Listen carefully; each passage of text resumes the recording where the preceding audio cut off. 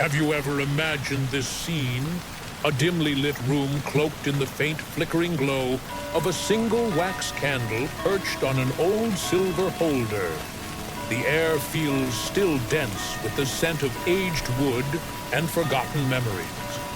In the center of this quiet chamber rests a closed coffin, its dark mahogany surface smooth, almost polished, to a gentle sheen despite the years. Silence dominates the space so deep and consuming that even your own breath feels like an intrusion. And then a sound breaks through. But it isn't the creak of the coffin lid shifting. It isn't the ominous whisper of something or someone from beyond. No, it's far more ordinary, and yet far more unsettling. It's the soft, rhythmic sound of snoring. Yes, snoring. From inside the closed coffin. While this might sound like the opening to a Gothic novel, or the eerie beginning of a ghost story, I assure you this was a very real scene in the 19th century. And no, it wasn't a vampire's resting place or a hidden chamber for dark rituals. It was part of an unusual trend sweeping through the youth of the time, a strange and oddly comforting fascination known simply as sleeping in coffins. At a time when Victorian society was obsessed with death, romanticizing it, fearing it, and yet oddly embracing it, some young people took that fascination to an entirely new level. For them, it wasn't enough to read tragic poetry by candlelight, or to don black garments in mourning for lost loves. They wanted to feel it, to live on the very brink between life and death, to experience what it might be like to lay in eternal rest, without, of course, the rather final inconvenience of actually dying. And so, they climbed into coffins by choice. Some say it started in the fog-drenched streets of London, where the air itself seemed to hum with melancholy. Others trace its origins to the opulent, yet sorrowful salons of Paris, where poets and painters spoke endlessly of beauty in decay. Wherever it began, the practice quickly spread. Young men and women gathered in small, exclusive clubs, dark velvet drapes, drawn music soft and somber. Candles cast long, dancing shadows against the stone walls as one by one they took their turn lying in coffins. Some stayed for mere minutes. Others fell into deep, almost trance-like slumber for hours. But why? That's the question echoing through time, isn't it? What could possibly drive a person to willingly close themselves inside a coffin and drift off to sleep? For some, it was a way to confront their deepest fears, to tame the lurking shadow of death by facing it head-on. For others, it was an oddly peaceful experience.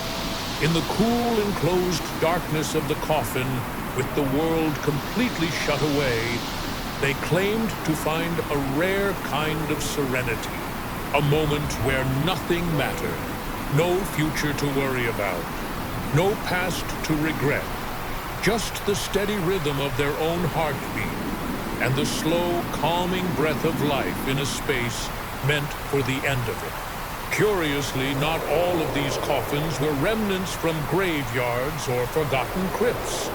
No, some were specially crafted, just for this purpose, lined with soft velvet, fitted to be surprisingly comfortable.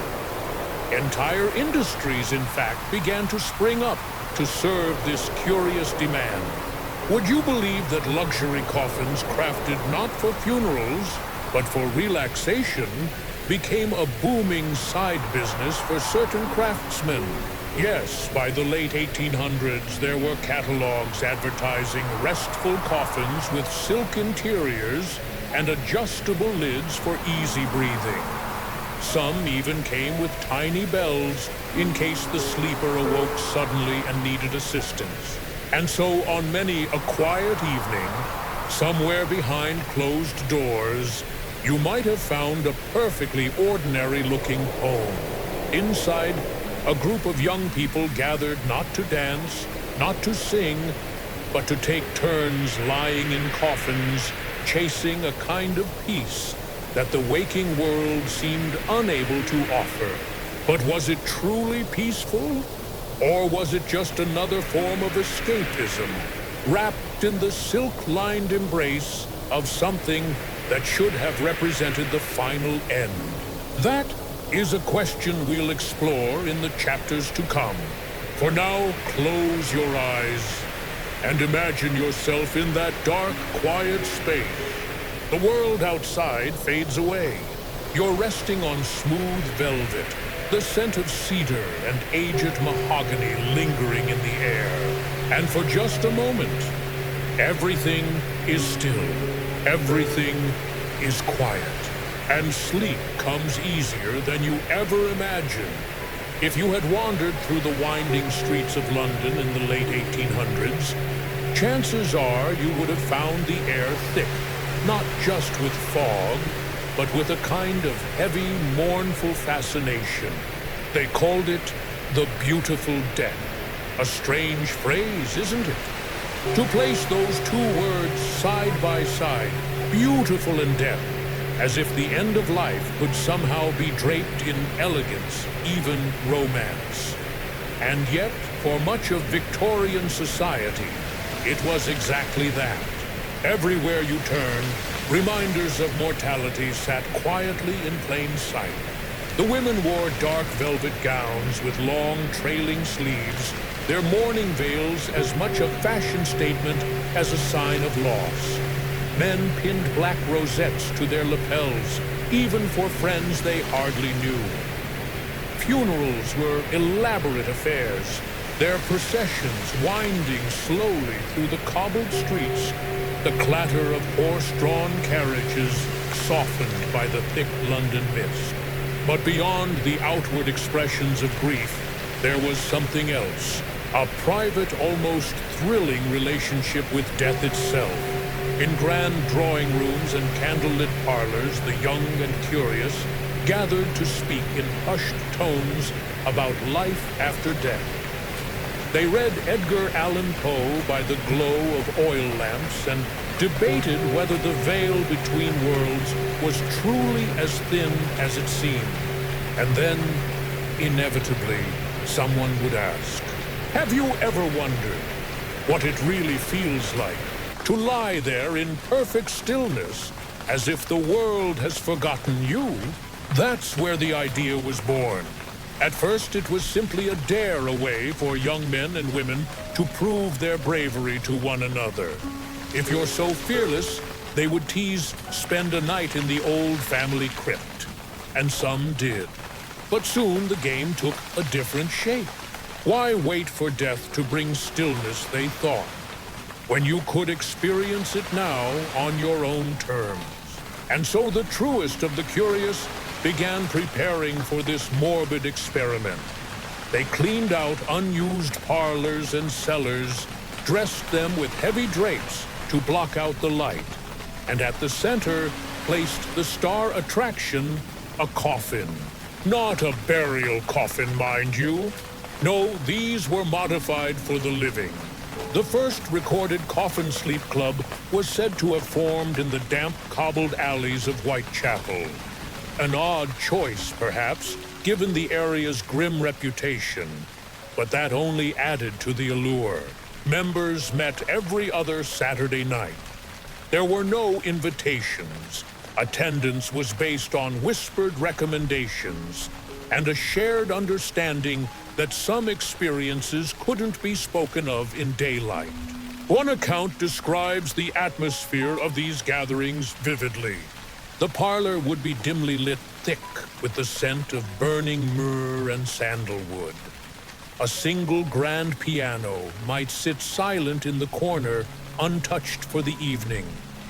And there in the center, A coffin lined with dark purple velvet, its lid propped open as if waiting, inviting.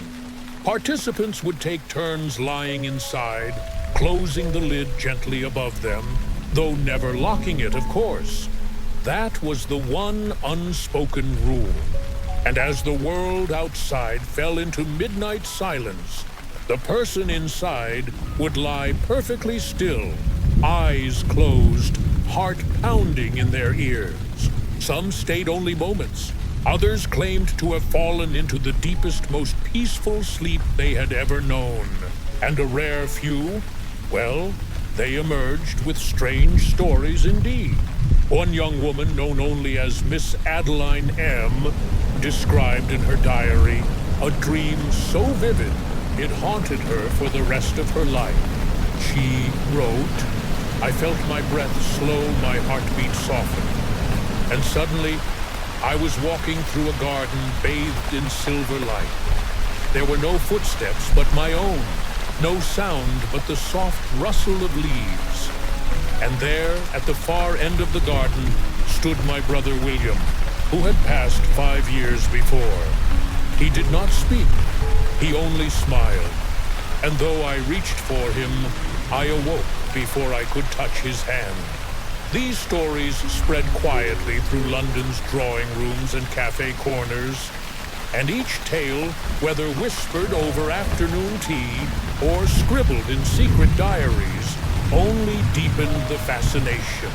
By the late 1880s, what began as a dare had become something more, a ritual, a way for the living to flirt with death, to borrow its stillness for just a few precious hours, and then rise again into the light with a heart that somehow felt lighter.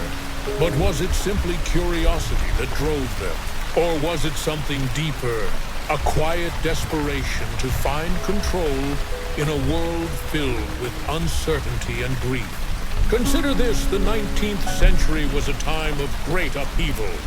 Epidemics swept through cities. Wars raged on distant shores. The Industrial Revolution had thrust society into dizzying change. And amidst all that chaos, the idea of death, predictable, inevitable, became almost comforting. In the coffin, time seemed to stop. The noise of the outside world, the clatter of carriages, the endless demands of propriety and duty, all of it faded into nothingness. Just you, the darkness, and the sound of your own breathing. And so, every few weeks, in quiet rooms hidden behind heavy velvet curtains, the youth of Victorian London slipped into their coffins and surrendered to the night. They weren't running toward death, but perhaps they were trying to understand it, one slow, peaceful breath at a time. While London's foggy streets whispered of death and melancholy across the Channel, Paris took this morbid fascination and turned it into something altogether more theatrical. If London was the city of quiet mourning, Paris was the city of spectacle. It wasn't long before the Parisian youth, already well acquainted with the dramatic flair of the Belle Époque, embraced the strange practice of sleeping in coffins. But as with all things in Paris, they did it with a kind of elegance and style that turned even this grim ritual into something almost fashionable. It began, as many Parisian trends did, in the artistic salons of Montmartre. Picture it: winding cobblestone streets lined with gas lamps, their soft glow painting golden halos on the damp stones.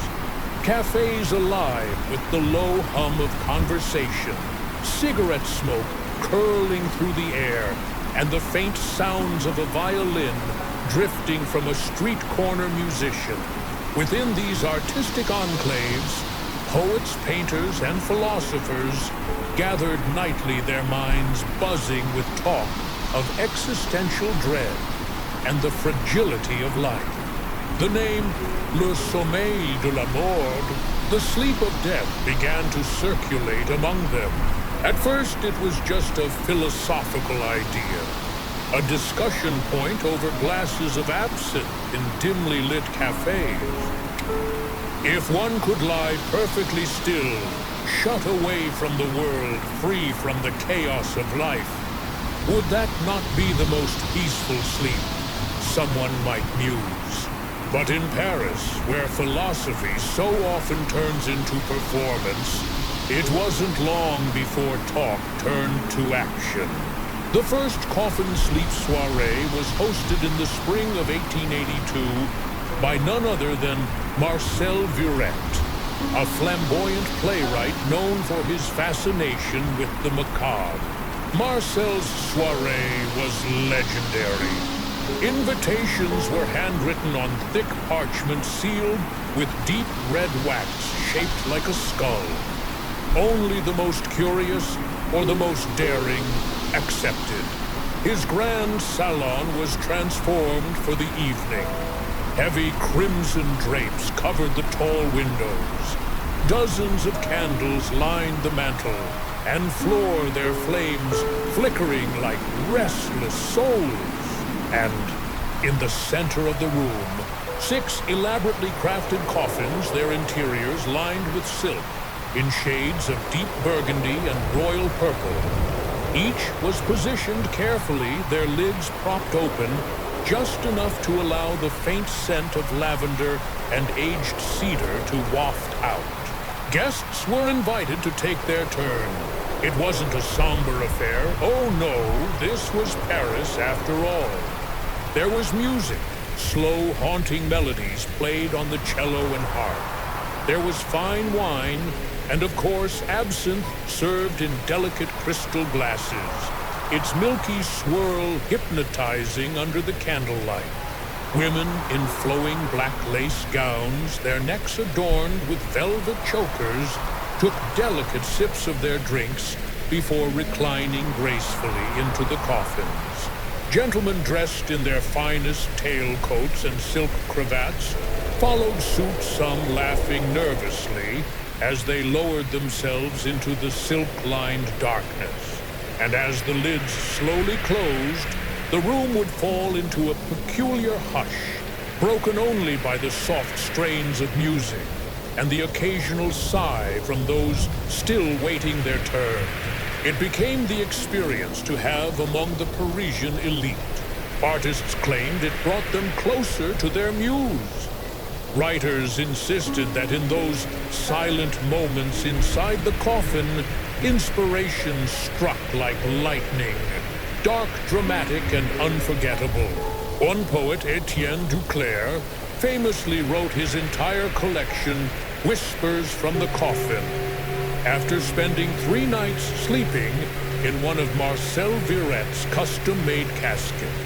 His verses spoke of velvet darkness of forgotten lovers waiting just beyond the veil, and of the strange, almost seductive pull of oblivion.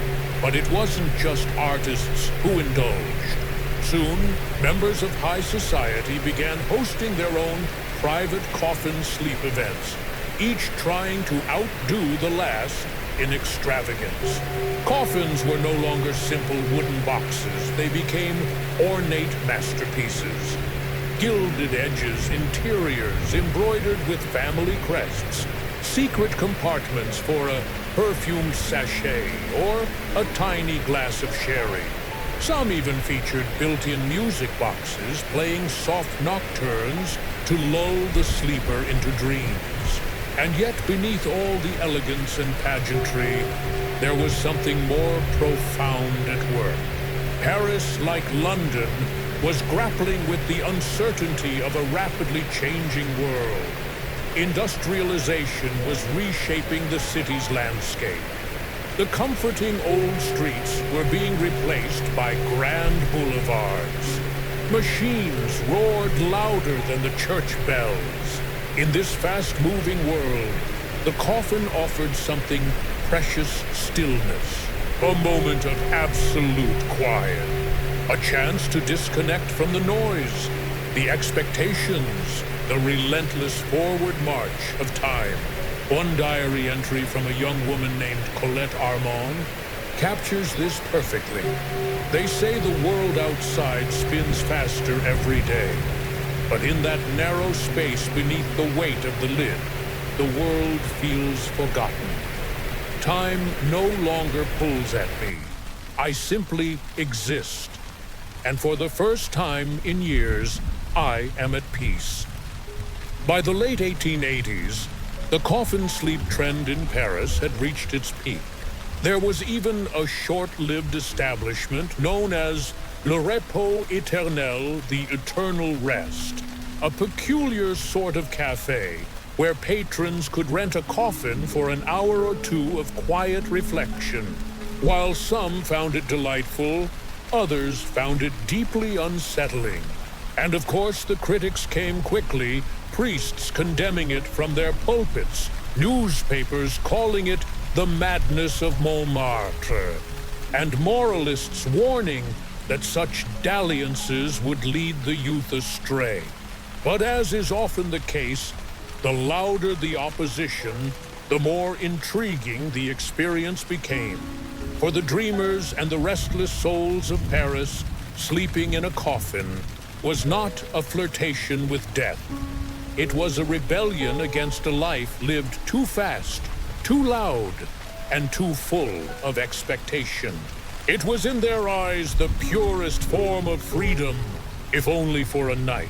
For those who had never tried it, the idea alone was unsettling. How could anyone find comfort in such a place?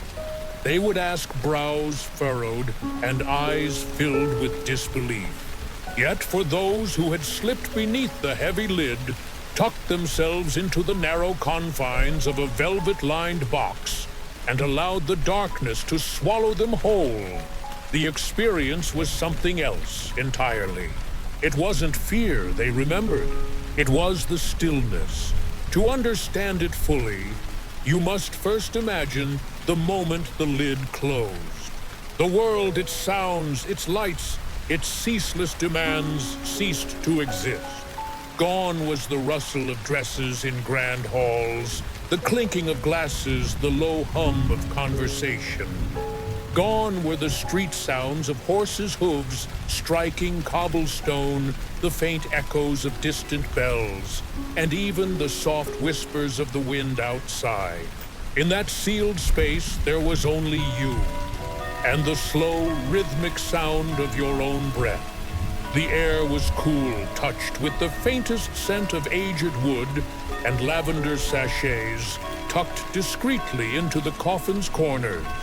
Your fingers brushed against the soft lining silk or velvet, depending on the host's wealth, and the material felt strangely alive under your touch, as though it too held memories of those who had lain there before you. At first it felt tight, confining. Your chest rose and fell faster than normal, a natural response to the strange position. But then, a strange calm would begin to settle. Your mind, accustomed to constant chatter, suddenly had no choice but to quiet. There were no distractions here, no paintings to gaze at, no music to listen to unless you counted the muted echoes of your heartbeat. It was just you, your thoughts, and the dark. But unlike the terrifying darkness of nightmares, this one felt gentle, protective almost. Some likened it to returning to the womb, enclosed safe, untouched by the harshness of the outside world. Others described it as a rehearsal for the inevitable, a peaceful confrontation with the final sleep all humans must one day embrace. And yet, no matter how each person explained it, there was one common thread that ran through their experiences. Time seemed to disappear inside the coffin. Moments stretched like threads of silk, impossibly thin and infinitely long. Minutes felt like hours. Or was it the other way around? It became difficult to tell. The mind drifted. Some people reported strange sensations, an almost weightless feeling, as if their bodies no longer mattered. Their thoughts floated freely, untethered from the physical world. Dreams, when they came, were vivid and deeply emotional. One man wrote of dreaming. He was standing on the edge of a vast, endless ocean, under a silver moon, the waves whispering secrets in a language he couldn't quite understand. A young woman claimed she saw her future children in her dreams, faces she didn't recognize, but would later swear she saw again years down the line. And there were darker accounts, too. Dreams of walking endlessly through fog-covered cemeteries, hearing names called from somewhere just out of sight. Dreams of standing at their own graves, watching as mourners wept for them, their faces hidden by black veils. Yet even these darker visions did not dissuade participants from returning. If anything, they found a peculiar comfort in them. To face death, if only in dreams, and rise again with the morning light, was a triumph of the spirit, a reminder of life's fragile beauty. Some even claimed to experience what they called the perfect sleep. No dreams, no wandering thoughts, just a deep, uninterrupted slumber that left them feeling more refreshed than any night spent in a grand feathered bed.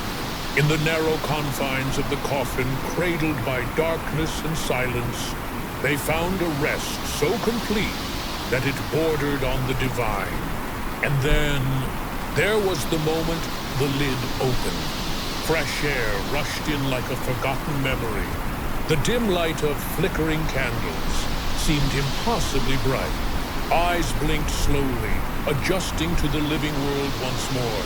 And for just a moment, just a heartbeat, there was a strange reluctance to leave the coffin behind. It had become a sanctuary, a place where the world's troubles couldn't reach, where time stood still and the soul could simply rest. Many described this moment as a rebirth. Emerging from the coffin felt symbolic, as if they were stepping out of the shadow of death itself, renewed and somehow lighter. Their feet touched the cool floor, their lungs filled with the sweet, familiar air of life, and they couldn't help but feel grateful. Grateful for the simple gift of standing again. In modern times, it's easy to dismiss these experiences as nothing more than youthful eccentricity or the melodrama of a bygone age. But if you close your eyes, if you let your mind wander back to that quiet space, can you feel it? That stillness, that rare and precious silence that we so rarely allow ourselves to find in this busy, noisy world. Perhaps that is the true heart of the coffin sleep trend. Not a fascination with death, but a longing to pause life, to slow it down, long enough to remember what it means to feel truly alive. And in that pause, in that darkness, in that silence, they found something we are all still searching for today. Rest. Real, undisturbed, perfect rest. When most people think of a coffin, they imagine a somber, cold vessel, something final, something grim. But in the curious twilight years of the 19th century, coffins took on an entirely different identity. They were no longer seen as the final resting place for the deceased, but as a curious refuge for the living. And with that shift came an unexpected demand. Coffins designed not for funerals, but for comfort. Yes, that's right. By the mid-1880s, a new market quietly emerged across London, Paris, and even New York City. Skilled craftsmen once devoted entirely to the somber trade of undertaking found themselves approached by a different kind of client. Not grieving families seeking a final resting place for their loved ones, but vibrant, wealthy young men and women requesting coffins for sleep.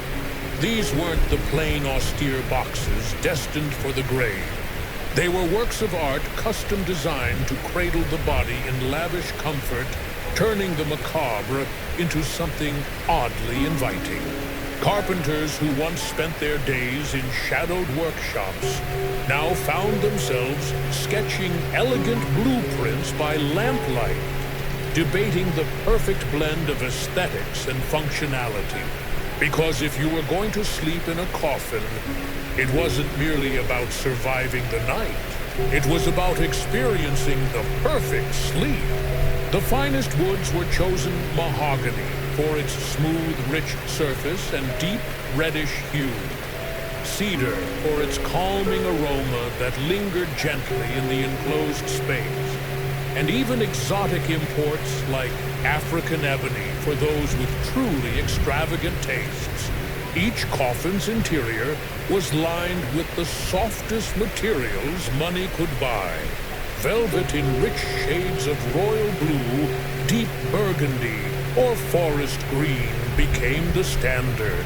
Silk linings cool to the touch were stitched with intricate patterns, swirling vines, delicate roses, and sometimes family crests embroidered in golden thread. It was not uncommon for the interiors to be gently padded like the finest chaise lounges, ensuring that the body rested in absolute comfort. And the details, oh, the details were exquisite. Hidden compartments were often added, allowing sleepers to tuck away small keepsakes, perhaps a locket, a cherished letter, or a tiny silver flask of their favorite liquor. Some coffins featured delicate lace curtains that could be drawn across the opening if the sleeper preferred not to have the lid fully closed. For those who did desire total darkness, craftsmen devised clever ventilation systems, small, discreet air holes hidden beneath ornate carvings, allowing fresh air to circulate without disturbing the illusion of complete isolation. The truly elite took it even further.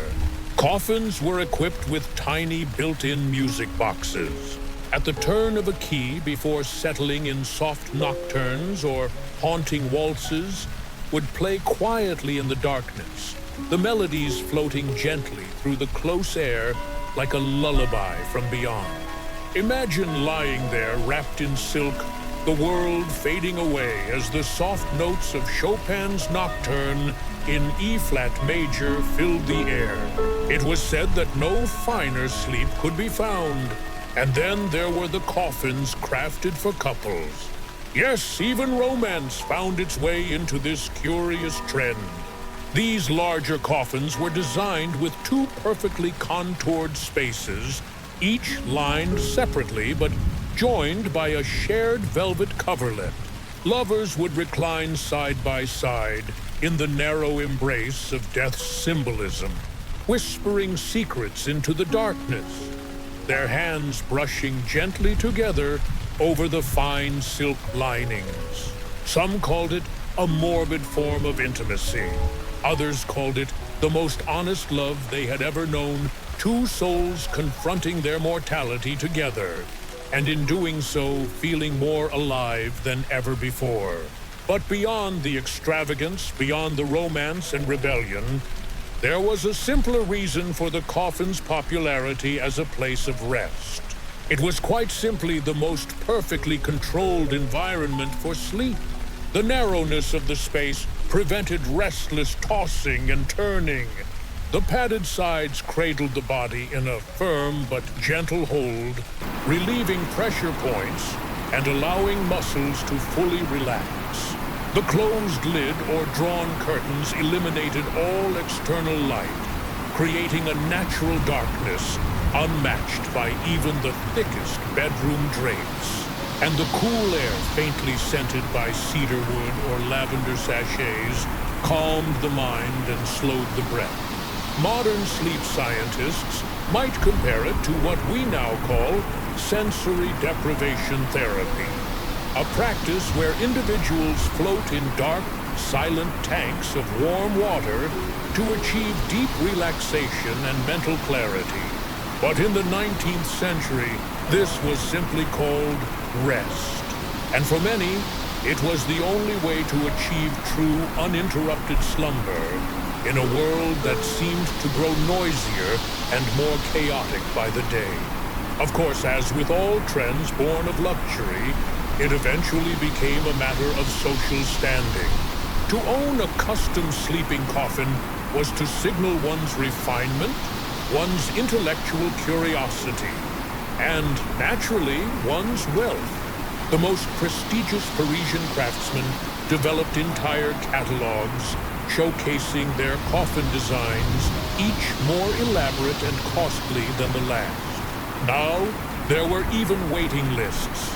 An entire industry had quietly blossomed around the simple idea of reclaiming rest inside the very symbol of death.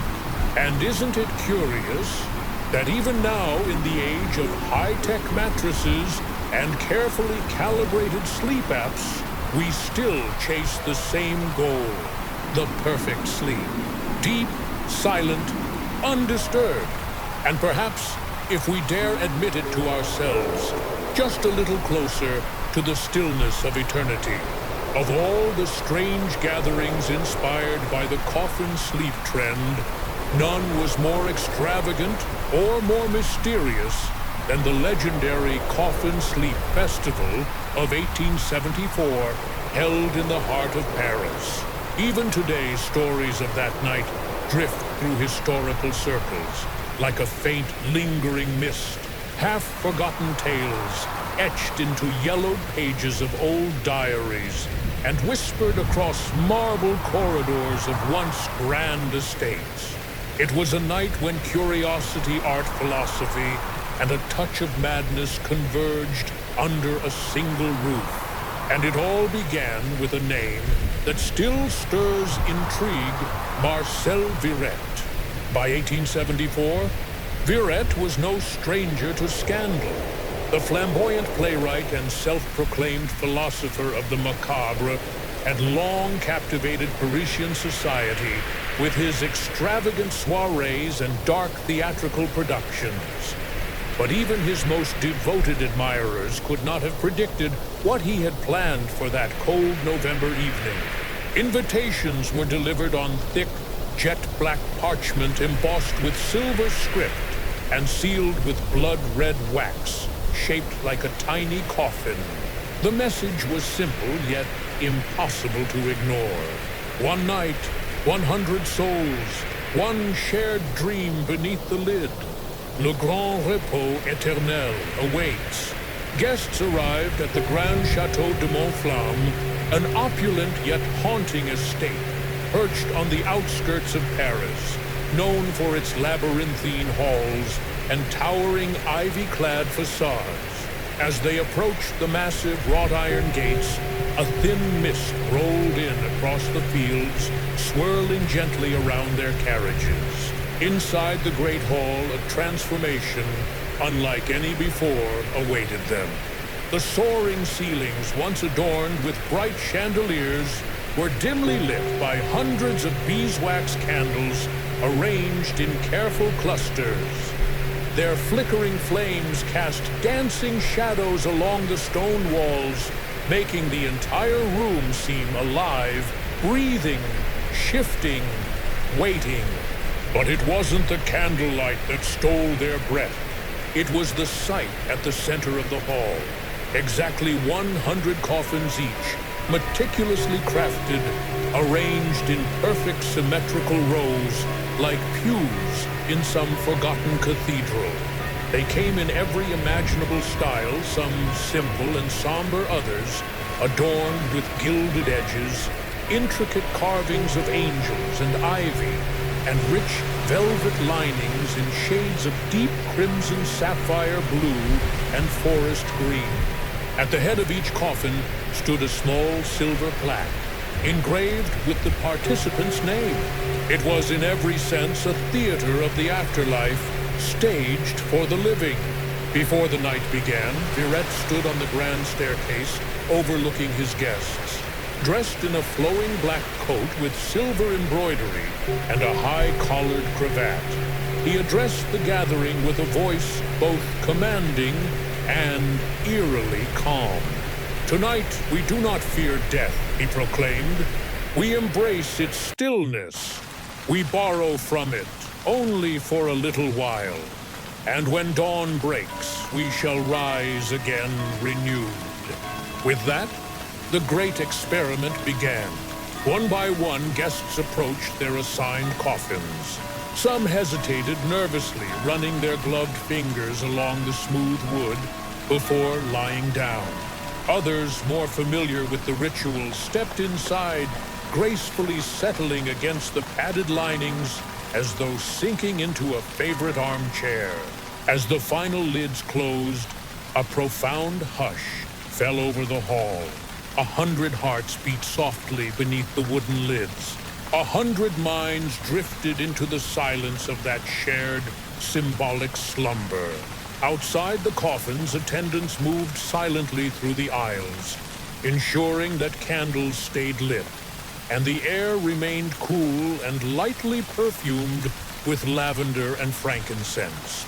Musicians tucked into hidden alcoves played the softest nocturnes and haunting waltzes, music so gentle it seemed to exist only in the corners of the mind.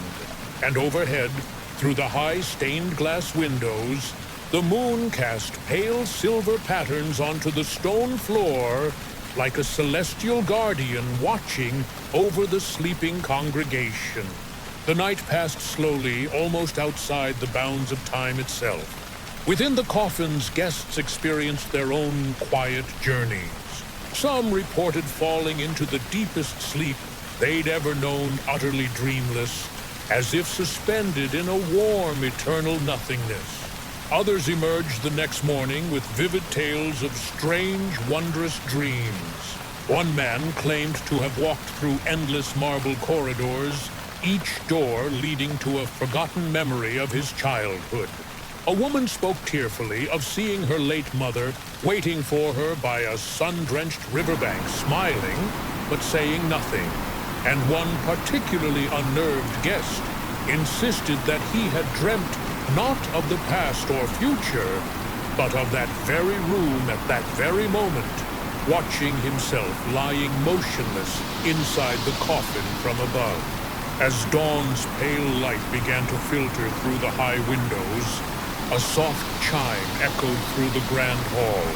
The attendants moved in unison, gently lifting lids and helping the sleepers return to the waking world. Some sat up slowly, eyes adjusting to the dim-light faces, pale but serene. Others wept quietly, overcome by emotions they couldn't quite explain. And as they stood once more on the cold stone floor, a strange and unspoken bond connected them all, 100 souls who had shared the stillness of the grave and returned. Breakfast was served quietly in the adjacent salon, a simple meal of warm breads, honeyed tea, and delicate fruits. Yet few spoke of what they had experienced. It was as if the memories were too fragile, too sacred to be put into words. Viret himself did not appear again that morning. Some said he spent the night alone in the crypt below the estate, lying in a solitary coffin lined with black silk. Others claimed he had stayed awake the entire time, pacing the dark corridors, ensuring that each guest crossed safely back into the living world. The Coffin Sleep Festival of 1874 became legend. Though many tried to recreate it in the years that followed, none could capture the same haunting beauty, the same profound silence, or the same unforgettable sense of stepping ever so briefly across the thin line between life and something beyond. And when Marcel Viret passed away a decade later, his final request was as dramatic and fitting as the life he had lived. He was to be buried not in a grand mausoleum or under a marble monument, but in one of the very coffins used during that fateful night. They say it was lined with deep purple velvet, its brass handles polished to a mirror shine. And as they lowered him into the earth, the mourners whispered that he had merely gone back to sleep one final time. As we look back on this unusual chapter of history, it's natural to wonder, why would perfectly healthy, vibrant young people voluntarily lie in coffins and flirt so intimately with the shadow of death? Were they simply eccentric, or was there something deeper at play?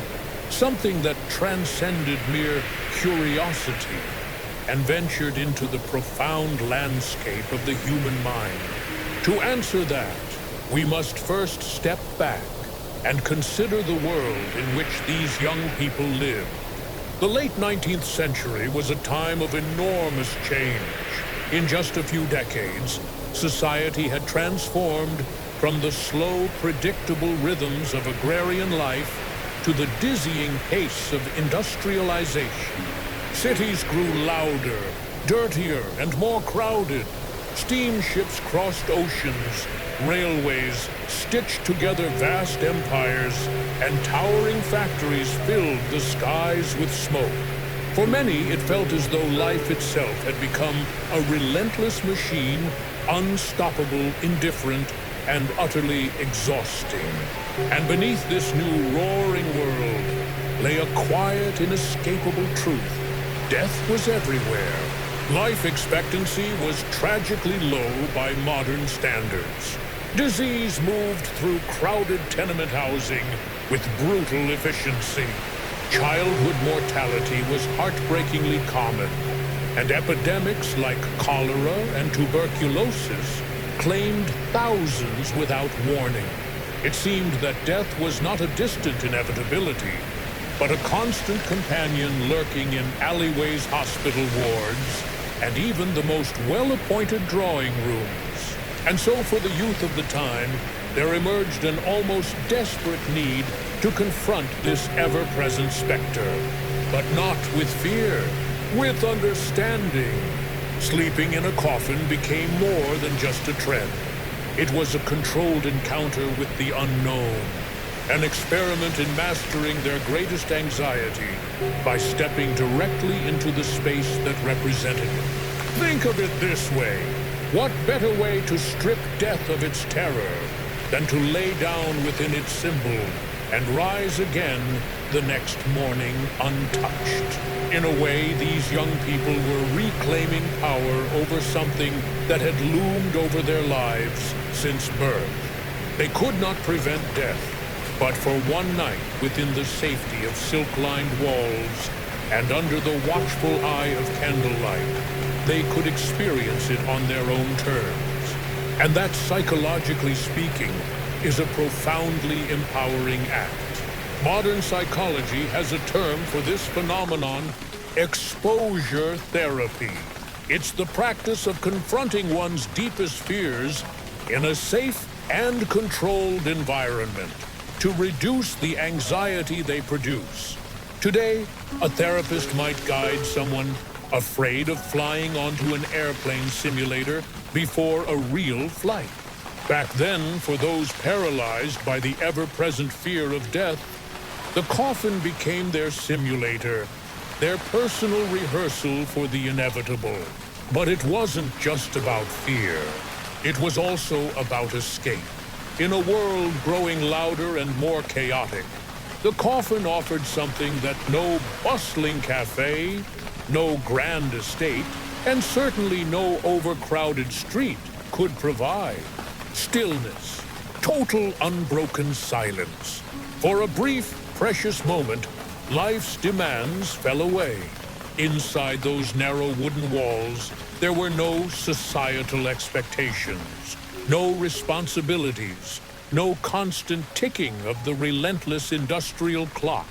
Just breath, darkness, and a rare, almost forgotten sense of peace. Consider how rare that kind of peace truly was, and still is. Even now, with all our modern conveniences, How often do we really stop? How often do we step away from the noise, the glowing screens, the endless to-do lists, and simply be? In that sense, the coffin sleep trend was not morbid at all. It was deeply human, a cry for rest, a longing for a return to simplicity, even if just for a night. And then, of course, there was the allure of mystery. The unknown has always fascinated us. Death is the greatest unknown of all, an experience no one can describe firsthand and return to tell.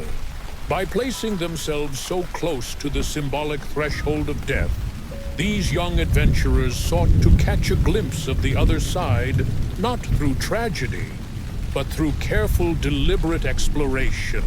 They weren't running toward death. They were circling it cautiously, peering through the keyhole, wondering what lay beyond. For some, the experience brought vivid, almost mystical dreams.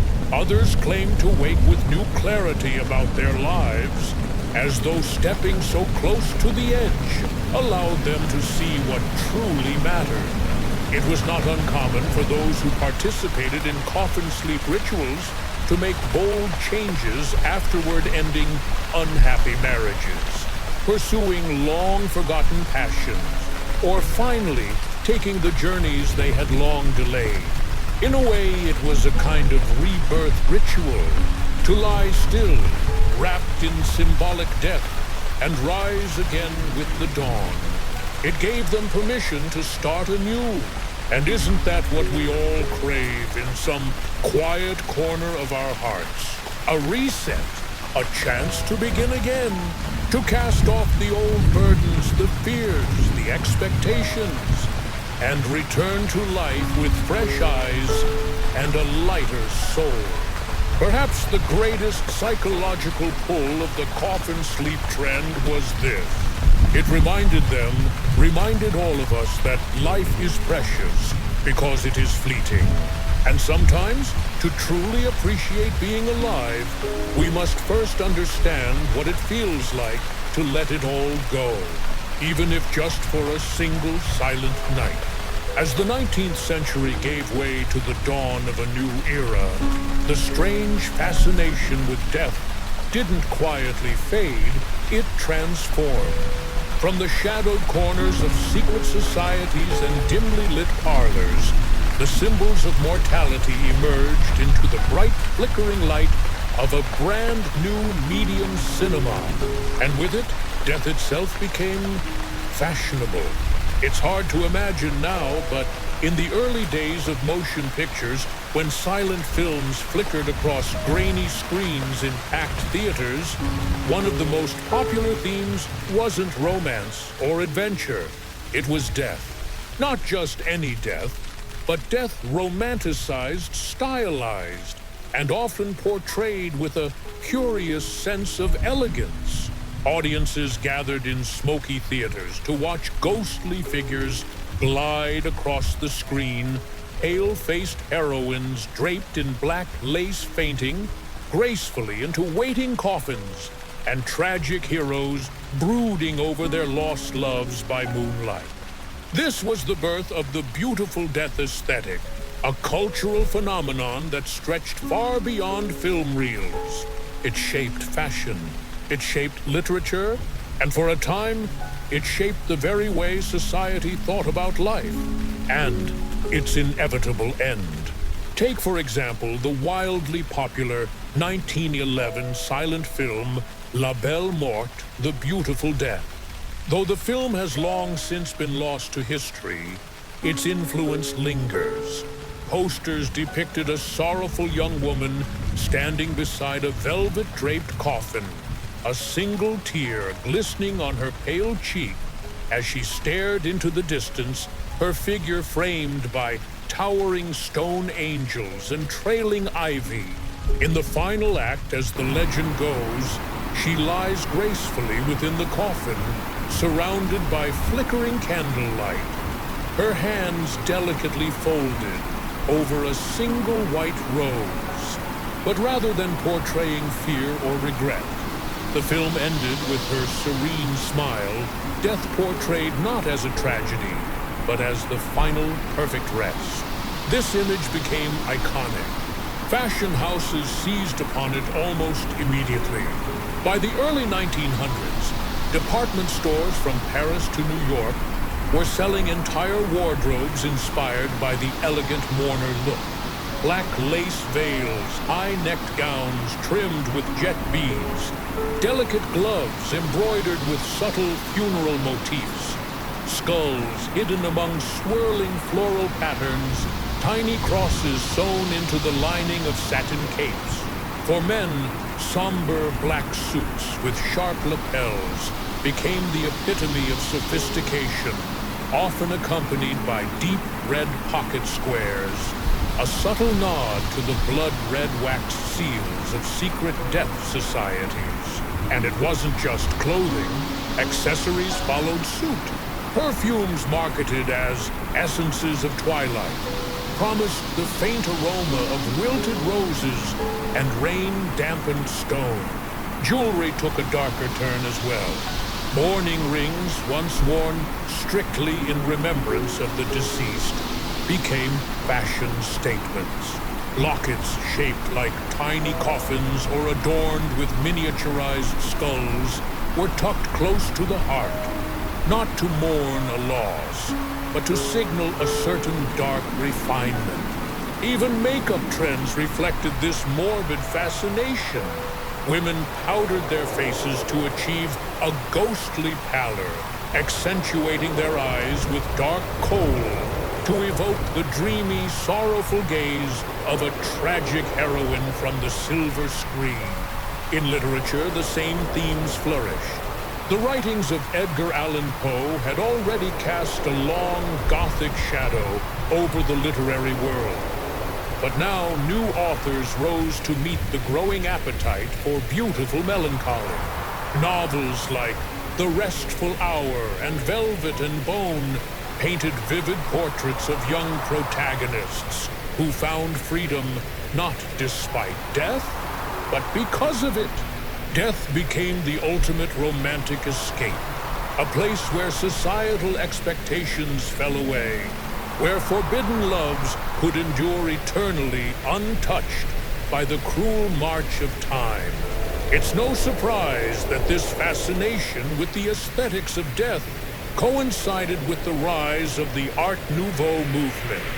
Curving lines, organic motifs, and a deep reverence for the cycle of life and decay became central to art and design. Stained glass windows depicted not just blooming flowers, but wilting petals and curling brittle leaves. Even architecture took on a funerary elegance. Cemeteries like Père Lachaise in Paris became destinations not just for mourning, but for leisurely afternoon strolls. Visitors wandered winding stone paths between ornate mausoleums, admiring the artistry of death as if it were a public gallery. But why did this fascination grow so intense at precisely this moment in history? In part, it was a reaction to the breakneck speed of progress. Industrialization had promised a brighter, faster future. Yet in its wake, it left crowded cities choked with smoke lives spent in endless labor and a deep existential weariness. The old certainties-faith tradition, the comforting cycles of nature, felt increasingly distant. In their place, death offered a strange kind of stability. It was the one constant left untouched by machinery and progress.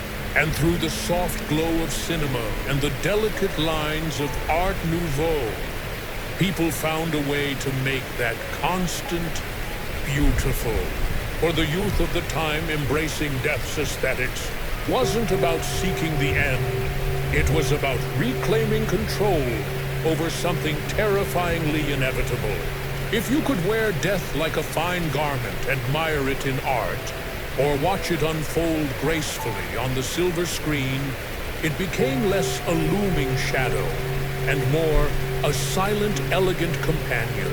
one that reminded you with every dramatic flourish and whispered promise to live more fully, to love more deeply, to savor each fleeting moment before the final curtain fell. And perhaps in the soft flicker of those early films and the rustle of black lace in candlelit rooms, they understood something we often forget. That beauty is not found only in life's brightest moments. Sometimes it's found in the shadows, in the quiet, in the graceful acceptance that all things joy, sorrow, love, and even life itself are all the more precious because they do not last forever. There is something about the deep, unbroken silence inside a coffin that stirs the hidden corners of the mind. Perhaps it was the complete sensory isolation, the way the heavy lid muted the world outside, and the velvet-lined interior cradled the body so gently that even the faintest movement seemed sacrilegious. Or perhaps it was the lingering thought, however faint, that this was a rehearsal for the final rest. Whatever the cause, those who dared close their eyes within those narrow wooden walls spoke often and at length of the dreams that found them there. And these were no ordinary dreams. They called them coffin visions, a curious term whispered in hushed tones over morning tea, recorded carefully in journals hidden away from prying eyes. Dreams that felt sharper than waking life. Visions that seemed not to spring from the imagination, but from some other place, somewhere just beyond the reach of reason. The accounts vary, of course, but across cities and decades, a strange pattern emerged. Those who slept in coffins often dreamed not of their daily lives, but of places they had never seen, people they had never met, or futures they could not yet comprehend. It was as if in surrendering their bodies to the symbolic embrace of death, their minds were freed to wander paths uncharted by the living.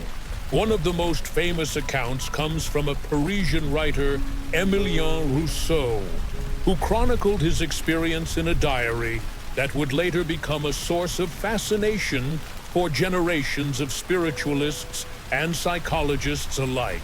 On a rainy spring evening in 1885, Rousseau attended a Coffin Sleep Society gathering at a hidden salon in Montmartre.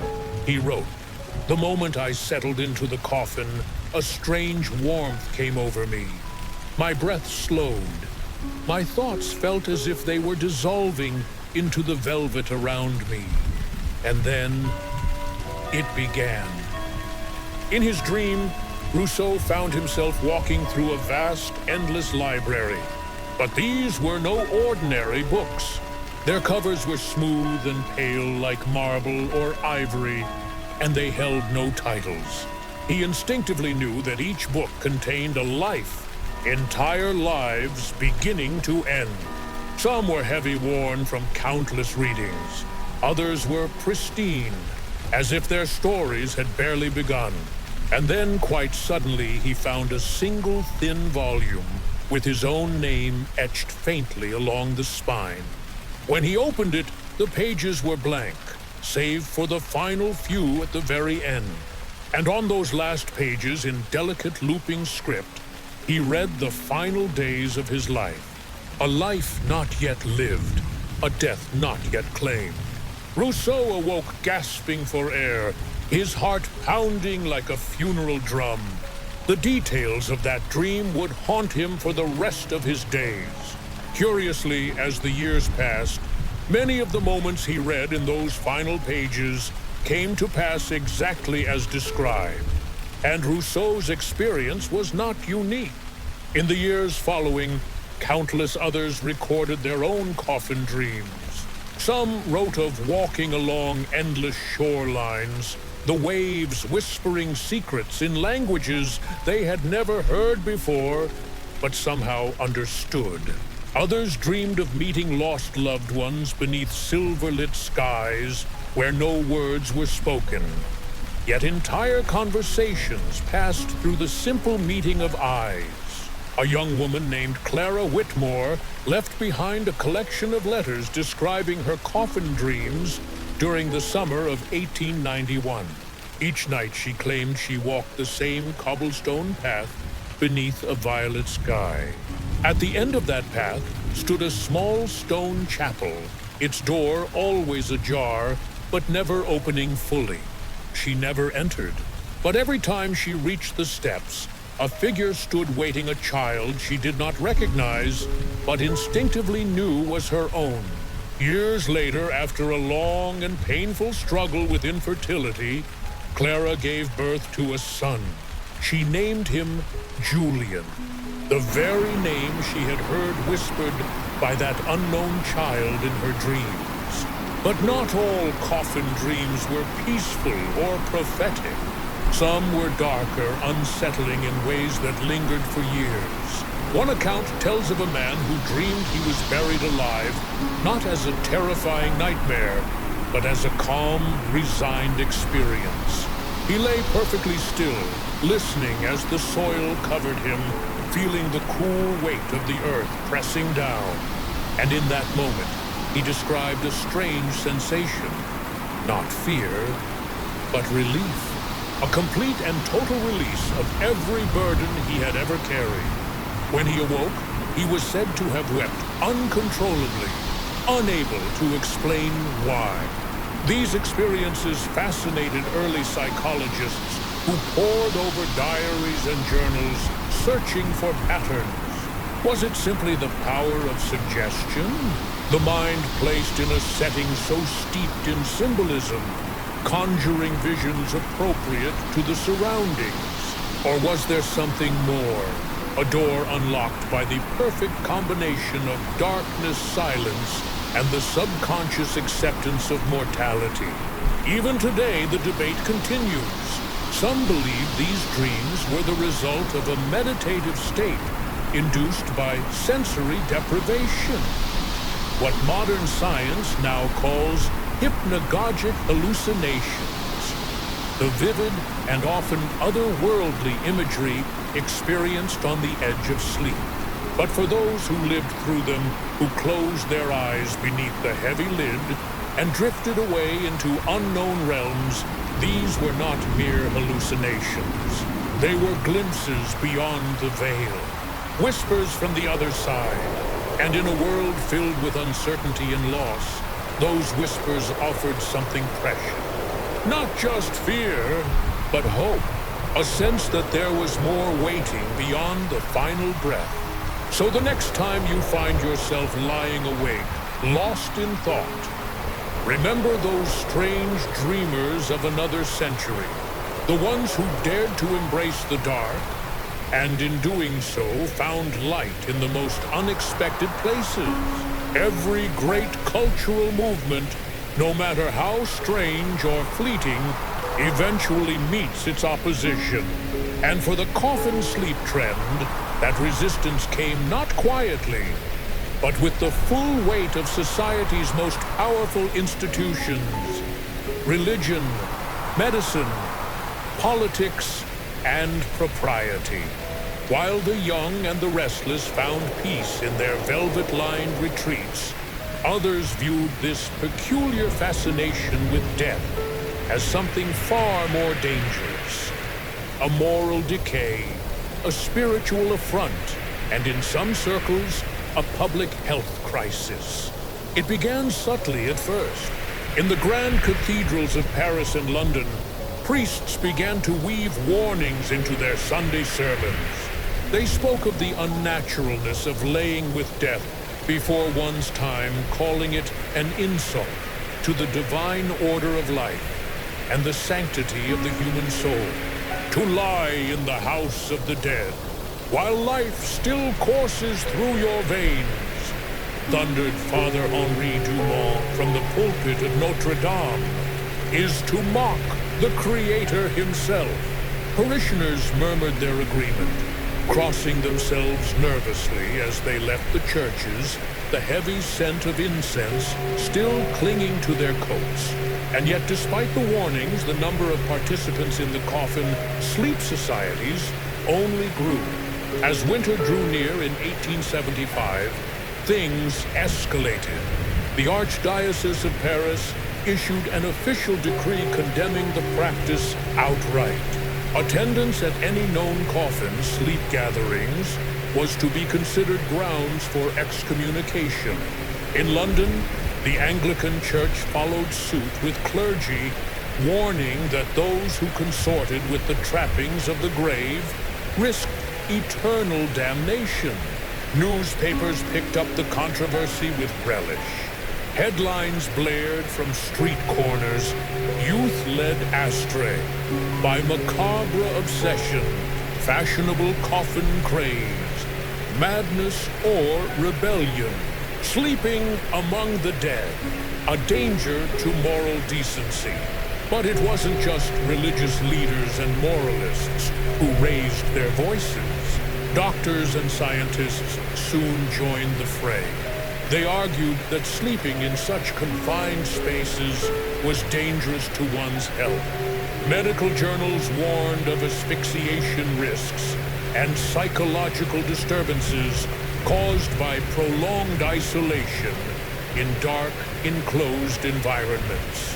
One particularly scathing report from the Royal Society of Medicine declared that the coffin sleep trend encouraged a morbid fixation on death, leading to melancholia and emotional instability.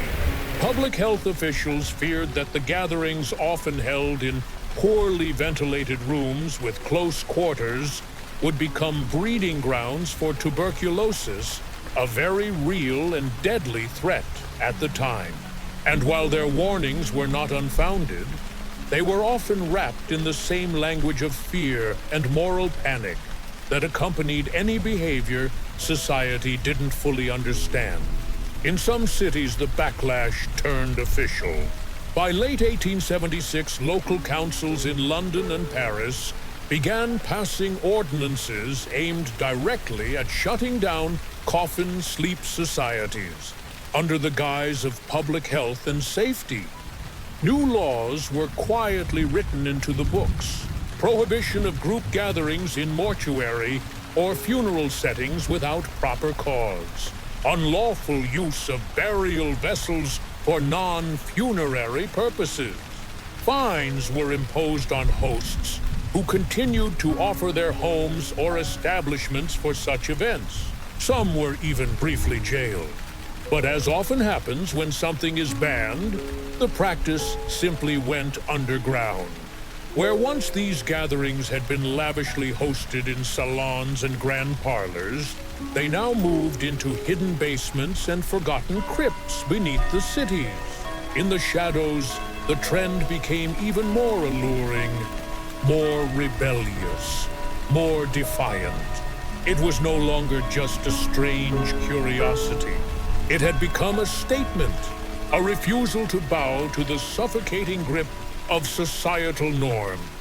Whispers began to circulate of a final gathering, an event planned in secret to mark the end of an era before the movement faded completely from public life. It was said to have taken place in a disused railway tunnel beneath the streets of London in the spring of 1877. No official records of the event exist, but legends tell of more than 200 participants each, bringing their own carefully prepared coffins, gathering in the cool, damp darkness for one last shared night beneath the lids. When dawn broke and they emerged into the early morning fog, their eyes were calm, their steps slow, as though they had shared some quiet understanding that the rest of the world could never comprehend. In the months that followed, public interest in the coffin sleep trend dwindled. The relentless pressure from religious leaders, the sharp rebukes from physicians, and the threat of legal penalties eventually wore down even the most devoted participants. By the end of 1877, the grand salons had closed their doors, and the once famed coffin sleep societies quietly disbanded. The velvet-lined coffins were packed away, sold off, or forgotten in attics and basements, gathering dust beneath the relentless march of time. But did the practice ever truly die? Some say it merely went deeper underground, surviving quietly among small circles of artists and philosophers who continued the ritual in private. Others claim that the true spirit of the coffin sleep movement lived on in other forms transformed by time, but never entirely extinguished. You can still see its faint echoes today in the minimalist sleep pods of bustling cities like Tokyo, in the therapeutic sensory deprivation tanks designed to quiet the mind, and in the persistent, timeless human desire to find a space where the noise of the world cannot reach a space of perfect stillness, even if just for a little while. Perhaps that's why even now a faint chill runs through us when we pass by an old ornate coffin resting behind glass in a museum.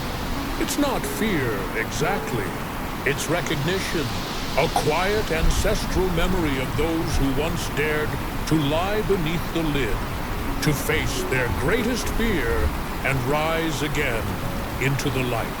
They didn't do it to die. They did it to remember how precious it is to live. For many, the coffin nights were nothing more than a fleeting curiosity, a bold experiment in confronting death, or perhaps simply a fashionable rebellion against a rigid society. But for some, those nights changed everything. Long after the final candle had flickered out and the last velvet-lined lid had closed, certain individuals emerged from their coffin slumbers forever altered. They spoke of a clarity that came only in the silence of those narrow wooden chambers, of waking to a world that felt crisper, more vibrant, where colors seemed richer, sounds clearer, and every breath felt like a gift.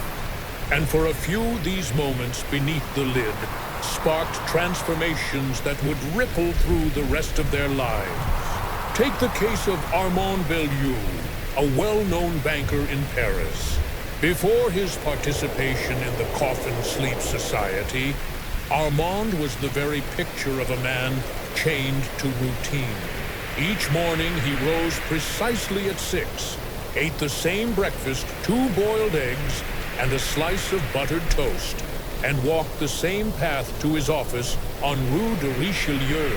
His life was a ledger balanced to perfection, safe, predictable, and utterly joyless. But all that changed after one fateful night in the spring of 1876. Armand was hesitant at first. He'd heard the rumors scoffed at the dramatic tales, but curiosity, or perhaps something deeper, drew him to a gathering hosted in the basement of an old theater where the air smelled faintly of aged velvet and forgotten applause. That night Armand lay in a coffin lined with midnight blue silk. He would later write in his journal that it was the first time in over a decade he had felt truly at peace. But it wasn't the sleep that changed him. It was the dream. In the stillness, he found himself standing at the edge of a high cliff, overlooking a vast, glittering sea. For the first time in years, he felt the warmth of the sun on his face. He could hear children laughing somewhere in the distance, the rush of wind in his ears. And there, standing just beyond the cliff's edge, was his younger self, a version of him untouched by regret and duty, smiling as if to say, "What are you waiting for?" The next morning, Armand resigned from his banking position. Within weeks, he had sold most of his possessions, packed a single suitcase, and boarded a ship bound for the Caribbean, a place he'd dreamed of visiting in his youth. but had always postponed for more practical concerns. He spent the remaining years of his life traveling from island to island, writing poetry, painting landscapes, and living by the sea he had only glimpsed in that dream. To those who knew him, he became a symbol of freedom, an embodiment of a life reclaimed. His story was not unique. In London, a young woman named Eleanor Whitley, daughter of a prominent shipping magnate, had long lived under the weight of her family's expectations. Her future had been meticulously planned: marriage to a wealthy suitor, a grand house in Kensington, and a life spent hosting tea parties and minding social obligations. But after a single night in the narrow darkness of a coffin, something inside her changed. Eleanor awoke that morning with a sense of finality, as if she had closed a chapter of her life that no longer belonged to her. Within days, she broke off her engagement, packed her belongings, and took a position as a nurse at a charitable hospital in Whitechapel, working among the city's poorest and most vulnerable. Her family was scandalized. Society whispered behind gloved hands. But Eleanor was undeterred. She found a sense of purpose she'd never known before, tending to the sick, and forgotten her delicate hands bandaging wounds rather than pouring tea. She later wrote in a letter, "It was in that small, silent box that I realized how suffocating my life had become. Strange, isn't it, that it took a coffin to remind me I was still alive?" And then there were the quieter transformations, the ones that didn't make headlines or shock polite society, but were no less profound. An aging professor who, after years of bitter cynicism, found himself moved to tears by the simple joy of a child's laughter. A hardened businessman who, after years of ruthless dealings, anonymously donated his fortune to build public libraries and orphanages. Artists who painted with new passion, musicians who composed haunting melodies, inspired by the dreams they saw while lying in the dark embrace of their temporary tombs.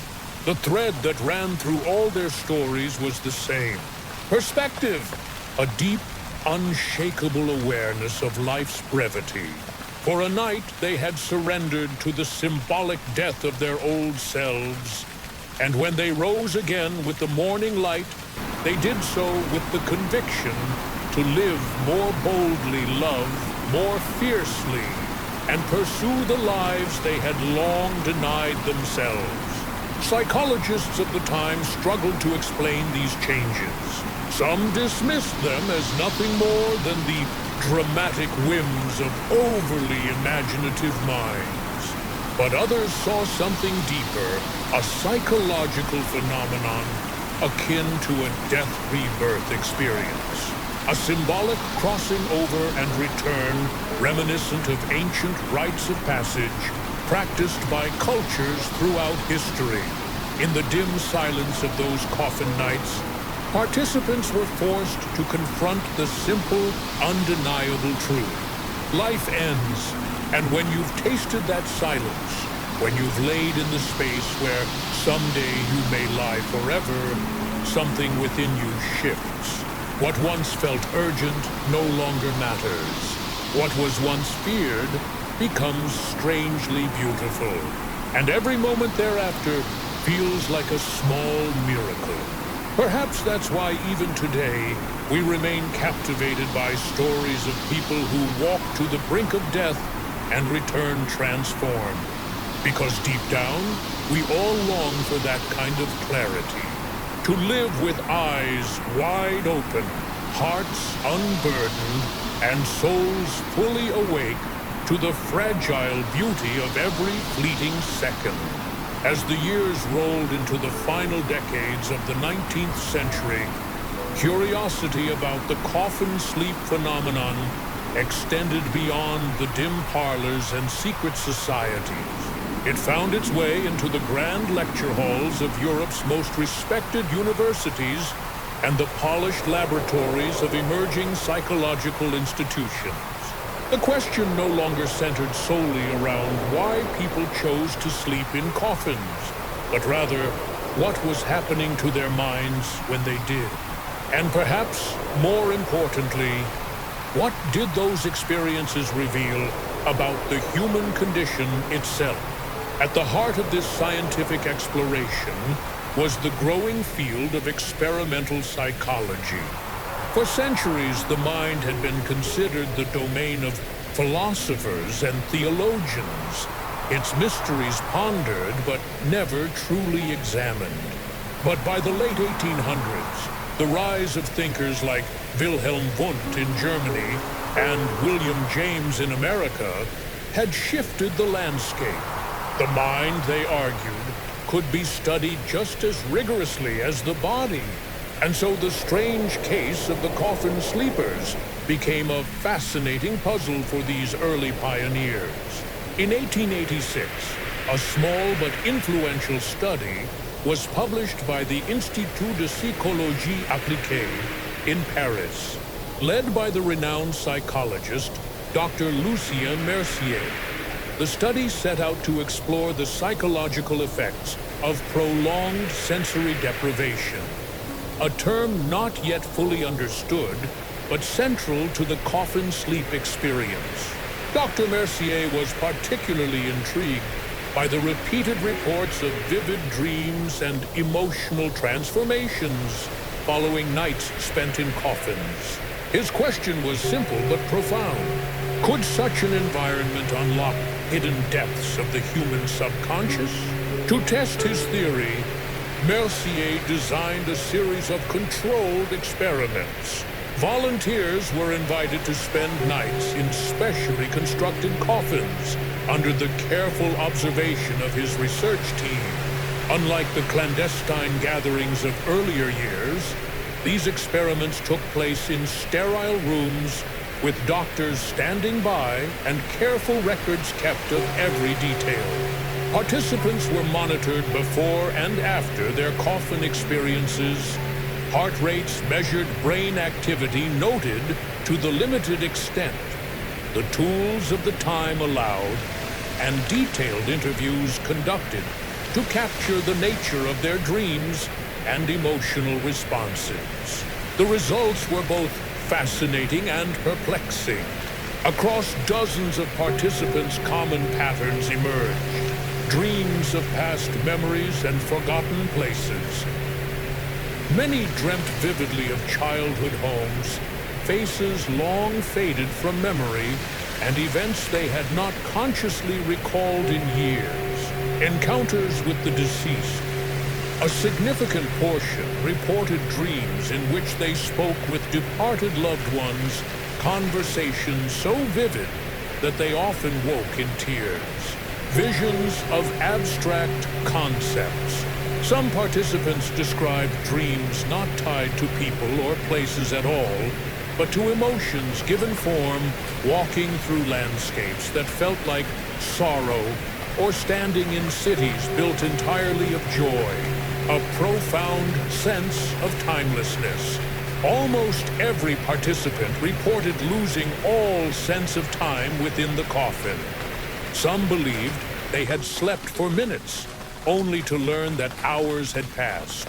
Dr. Mercier concluded that the combination of complete darkness, restricted movement, and absolute silence created what he termed a state of induced mental openness.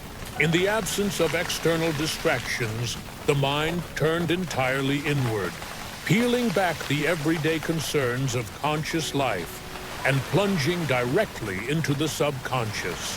While modern science would later develop more precise language for this phenomenon, linking it to altered states of consciousness and the hypnagogic state, Mercier's findings were groundbreaking for the time.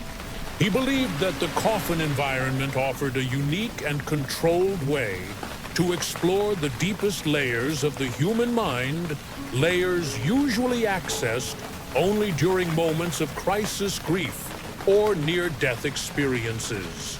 Meanwhile, across the English Channel, the debate took a different tone. At Oxford University, Professor Alfred Godwin, a respected figure in the early field of neurophysiology, conducted his own studies. Godwin was less interested in the emotional experiences and more focused on the physical effects of the coffin sleep.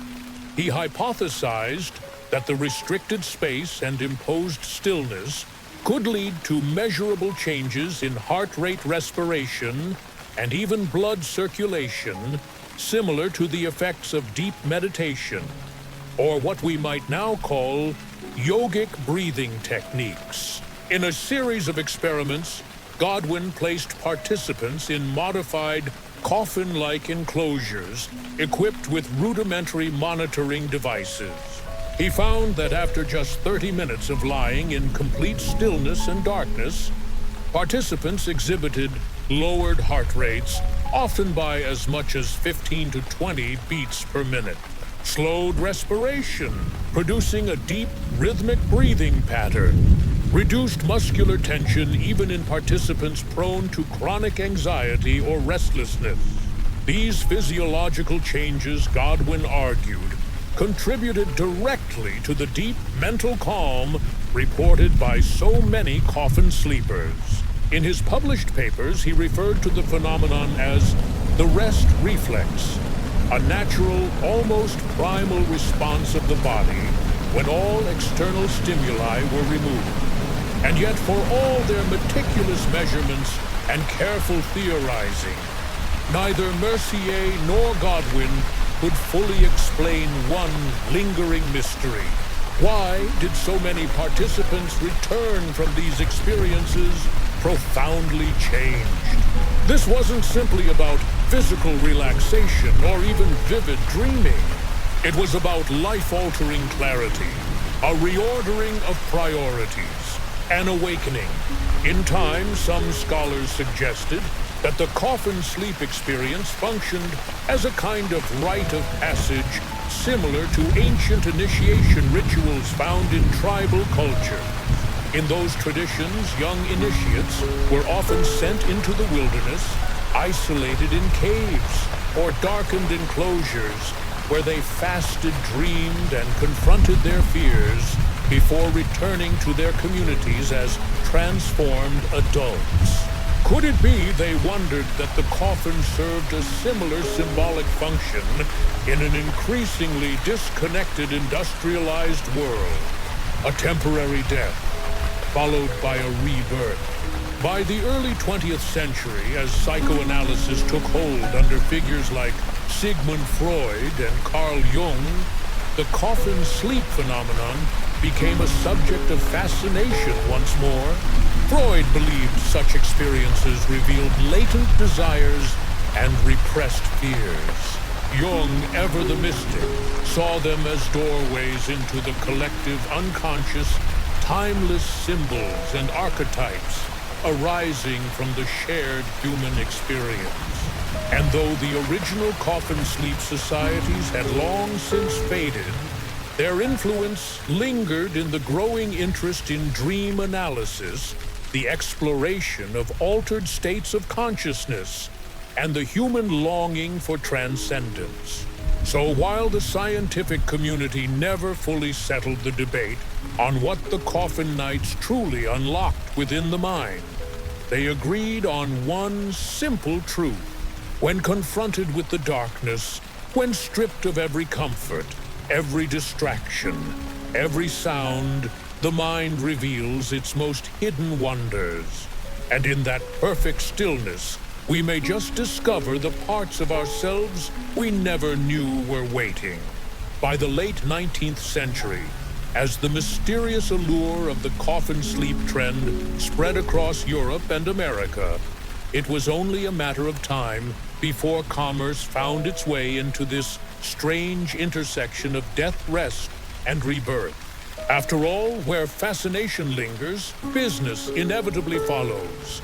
And so what began as a deeply personal ritual, a silent, introspective journey within the confines of darkness, transformed into something more marketable, more luxurious, and in the eyes of some, more shallow.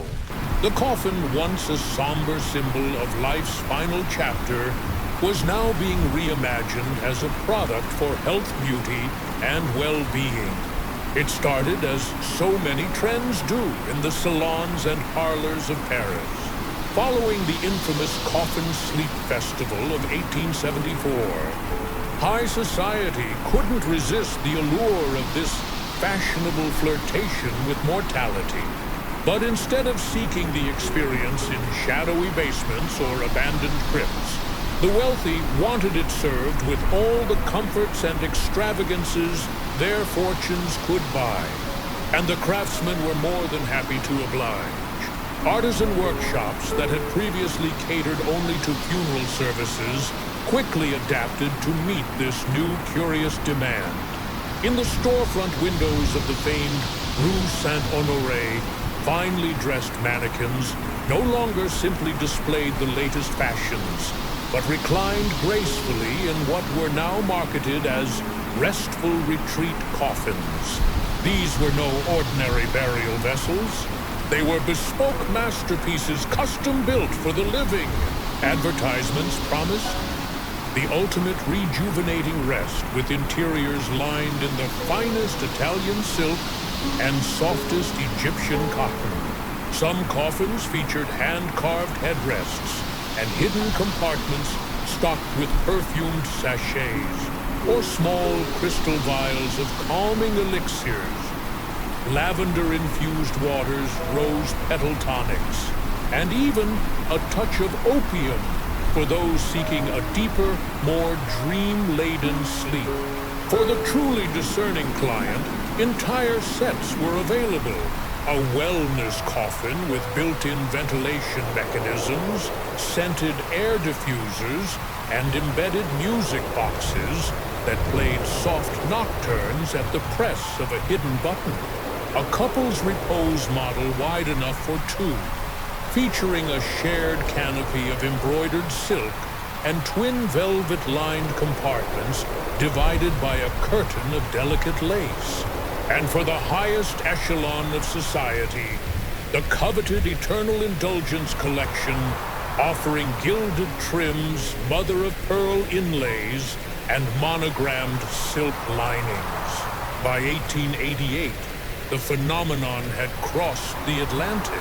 In New York City, Fifth Avenue, storefronts proudly displayed resting caskets for the discerning gentleman and lady. One particularly lavish spa, the Sanctuary of Stillness, opened in Manhattan, offering hour-long coffin rest sessions for the modern, overworked elite. Clients could choose their preferred coffin style, the scent of the interior air, and even the type of music gently played within as they lay in stillness. Each session came with a silver bell placed within reach, should the client wish to emerge early from their luxurious retreat. Magazines and journals of the time were filled with glowing testimonials.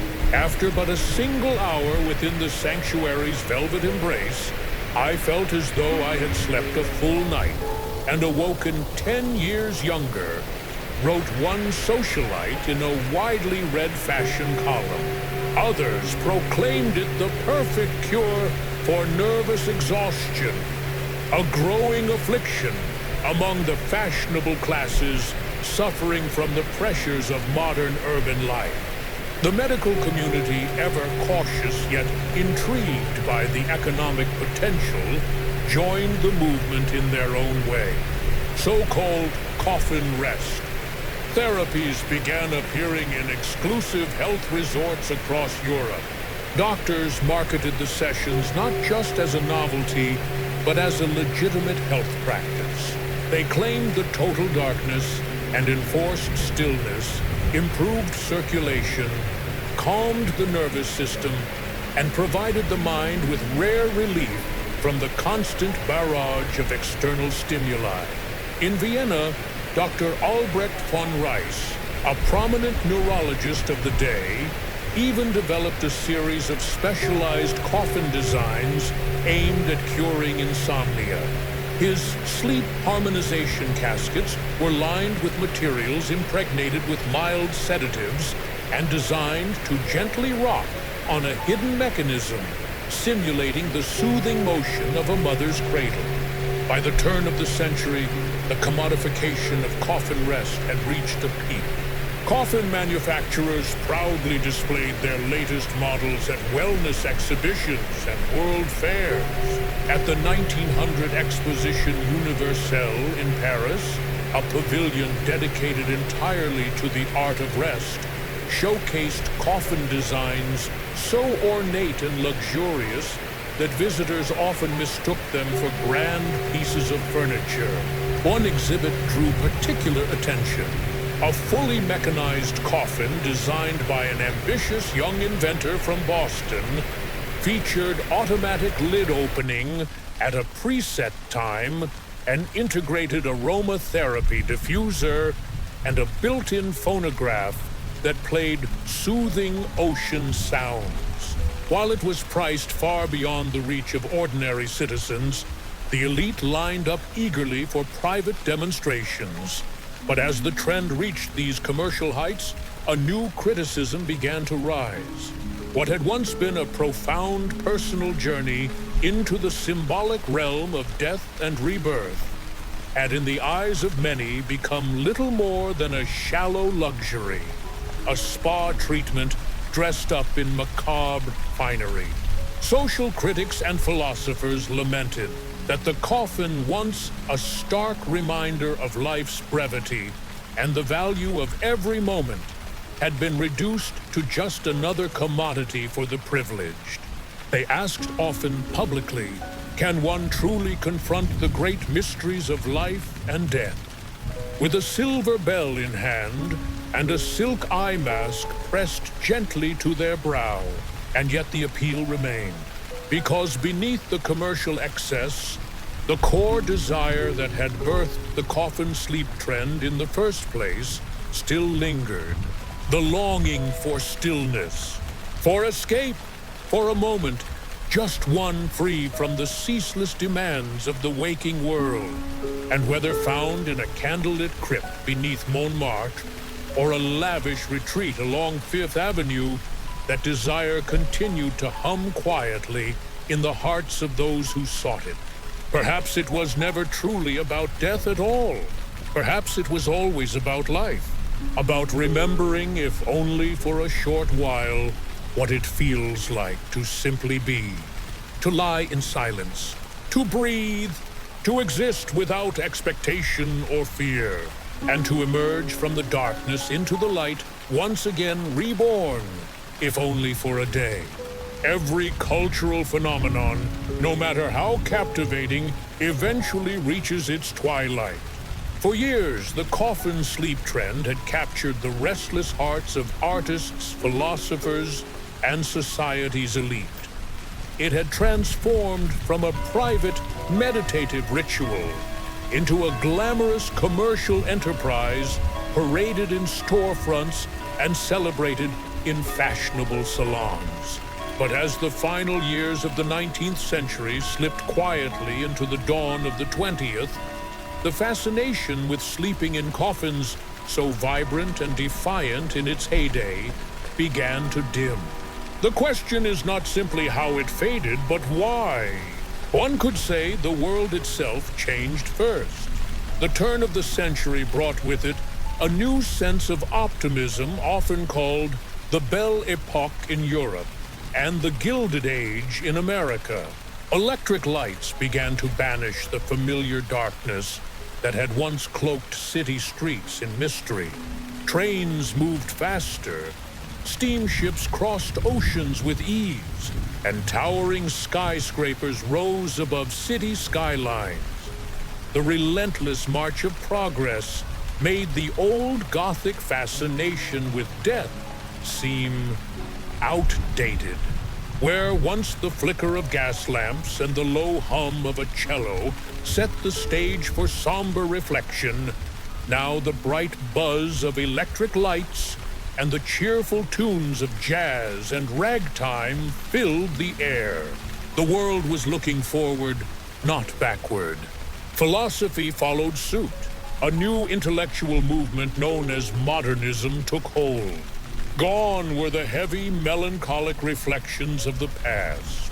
Thinkers like Friedrich Nietzsche proclaimed that it was time to embrace life's struggles head-on, not to hide from them in velvet-lined coffins. The modern age, with all its chaos and uncertainty, demanded boldness, not retreat. To face death became less about quiet reflection and more about living fully in the moment. Live dangerously, Nietzsche wrote. Build your cities on the slopes of Vesuvius. It was a call to action, a rejection of the old ways. And for many, the coffin, once a symbol of defiance and control over mortality, now seemed like an indulgence, belonging to a more fragile generation. Then came the wars. The horrors of the Second Boer War, 1899-1902, and the growing tensions leading to World War I shifted public consciousness in ways no philosopher or artist could have predicted. Death was no longer a romantic idea explored through poetry and carefully staged experiences. It became brutally real. Young men went off to war and returned. If they returned at all, forever changed. The tragic poetry of battlefield graves and mass loss made the previous generation's symbolic flirtations with death seem almost childish. Who needed to simulate death when it now marched through every village and city square dressed in military uniform and followed by funeral processions? Economic hardship also played a role. The lavish, custom-made coffins designed for comfort and meditation were no longer viable luxuries for a society struggling under the weight of financial uncertainty. The middle classes, once captivated by the idea of luxurious rest, had more pressing concerns putting food on the table, finding stable work, and rebuilding shattered communities. And for the working poor who had never been able to afford such indulgences, the entire notion of coffin sleep had always seemed distant and absurd. In this new, harder world, there was little room for the velvet trappings of symbolic death. Survival became the only priority. By the 1920s, the final death knell for the coffin sleep movement sounded with the rise of a new cultural obsession, youth and vitality. The world had grown weary of mourning. It longed for the laughter and light of the roaring 20s. Bright jazz clubs replaced darkened salons. Flappers danced wildly through the nights, their bobbed hair and carefree attitudes a direct rejection of the somber traditions that had defined their parents' generation. In the streets of Paris, London, and New York, a new creed had taken hold. Life is short. Celebrate it while you can. And so the coffin, once an object of contemplation and transformation, became a relic of a darker, more introspective time. The remaining few who clung to the practice were quietly ridiculed. Where once poets and artists had gathered around their velvet-lined sanctuaries, only a handful of aging devotees remained, men and women who had once found peace in the stillness, now seen as relics themselves. Slowly, the grand coffins were packed away, sold off as curiosities, or left to gather dust in the forgotten corners of old estates. A few found their way into museums displayed as oddities from a peculiar moment in history. Visitors peered curiously at them behind glass cases, shaking their heads at the strange habits of the past. Imagine that they would whisper people actually paid to sleep in these things. But even as the practice faded from the public eye, its quiet lessons linger.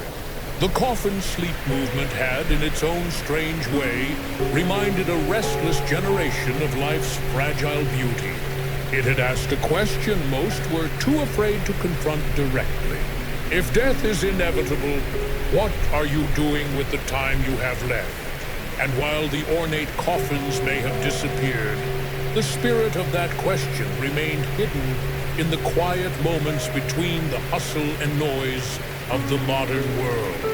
Even today, we feel its echoes in the growing popularity of meditation retreats and silent sanctuaries, in the minimalist movement that encourages us to strip away distractions and live more intentionally, in the quiet longing many of us feel for a space free from the constant rush of life, a space to breathe, to reflect, to simply be. Perhaps we no longer need coffins to remind us of these truths.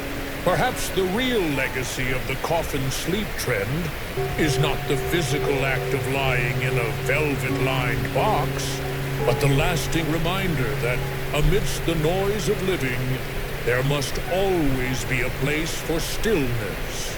Though the grand salons have long since fallen silent, and the velvet-lined coffins have been stored away or lost to history, the essence of the coffin sleep trend has never truly disappeared.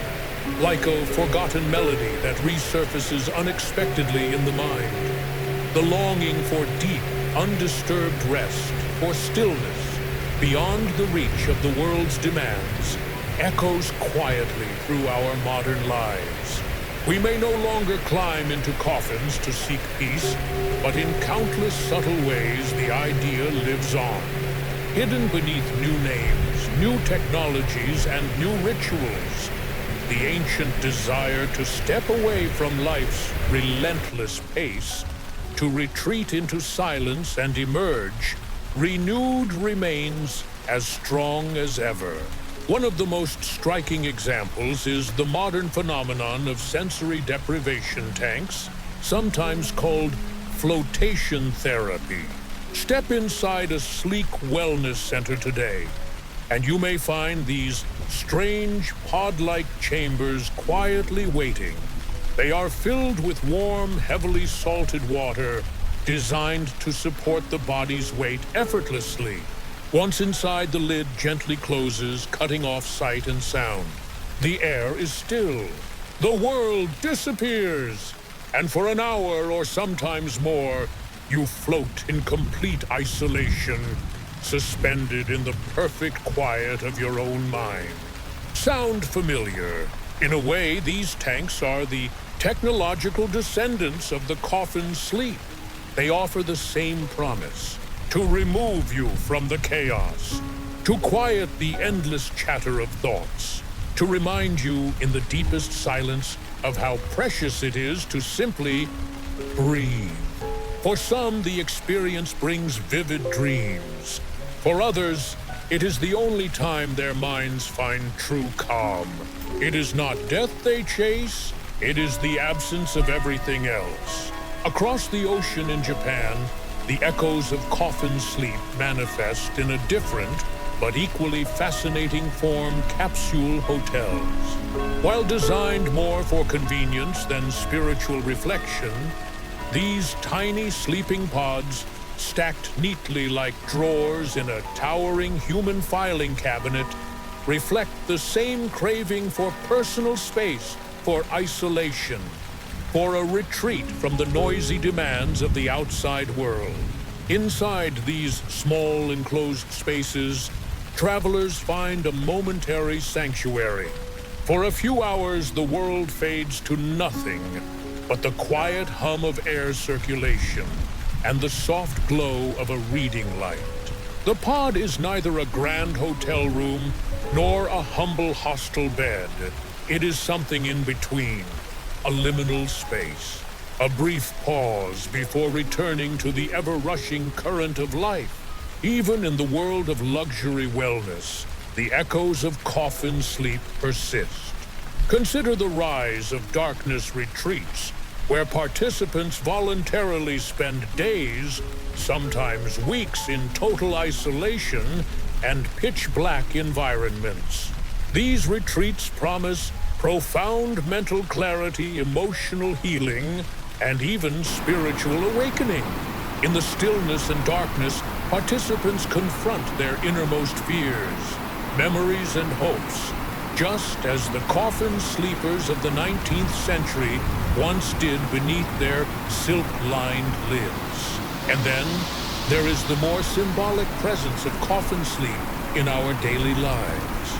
The growing popularity of minimalist living, for instance, speaks to the same longing for simplicity and intentionality. As people declutter their homes and reduce their possessions, they are perhaps unknowingly echoing the symbolic gesture of lying in a coffin, asking themselves, if this were the end, what would really matter? It is a quiet question that lingers in the background of every item we discard, every burden we choose to release.